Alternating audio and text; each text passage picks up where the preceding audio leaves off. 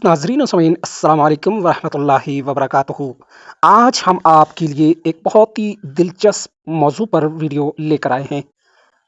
गुफ्तगू शुरू करने से पहले आपसे गुजारिश है कि आप हमारे चैनल को ज़रूर सब्सक्राइब करें।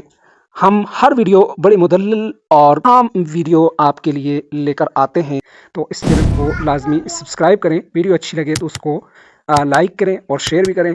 नाज़रीन, ईरान, इसराइल और अमेरिका आज पूरी दुनिया एक खौफनाक कश्मकश में घिरी हुई है। बमबारी, तबाही, लाशें, चीखें और हर तरफ एक ही सवाल गूंज रहा है, क्या ये क़यामत की निशानी है? कुछ लोग बड़े यकीन से कहते हैं कि ये वही आखिरी जंग है जिसका जिक्र हदीस में आया है कि अब क़यामत बहुत करीब है। लेकिन ये सवाल ये है, क्या वाकई ऐसा है या हम जज्बात में आकर एक बड़ी हकीकत को गलत समझ रहे हैं?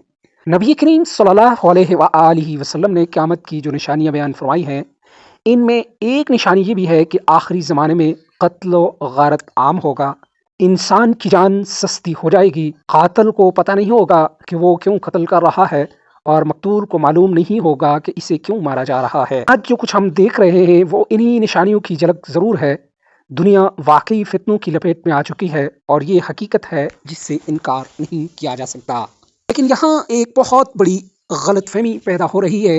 लोग हर जंग को, हर तबाही को क़यामत की बड़ी निशानी करार देने लगे हैं। हालांकि नबी करीम सल्लल्लाहु अलैहि वसल्लम ने बड़ी निशानियों को बिल्कुल वाज़ेह तौर पर बयान फरमाया है।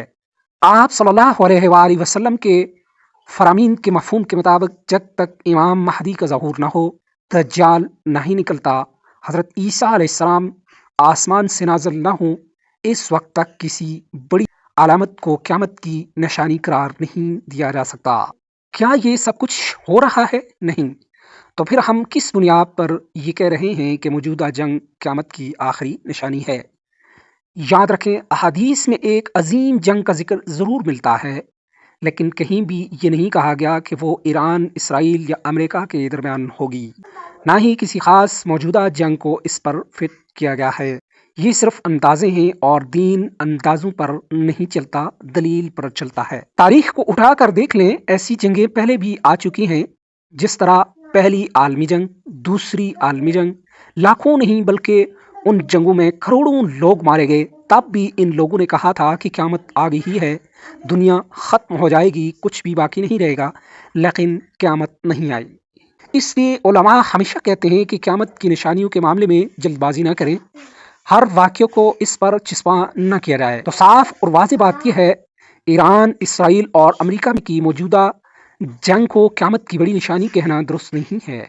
हाँ, ये बात ज़रूरी है कि ये हालात हमें ख़बरदार कर रहे हैं, जगा रहे हैं कि दुनिया कत्ल गारत से भरी जा चुकी है। और असल सवाल यही है कि हम से क्या सबक ले रहे हैं। हमने अपनी नमाज़ें दुरुस्त कर ली हैं? क्या हमने अपने गुनाहों से तौबा कर ली है? क्या हमने अल्लाह से अपना ताल्लुक़ मजबूत कर लिया? याद रखें, क़यामत का वक्त हमें मालूम नहीं, इसका आना यकीनी है और कामयाब वही होगा जो इस दिन के लिए तैयार होगा।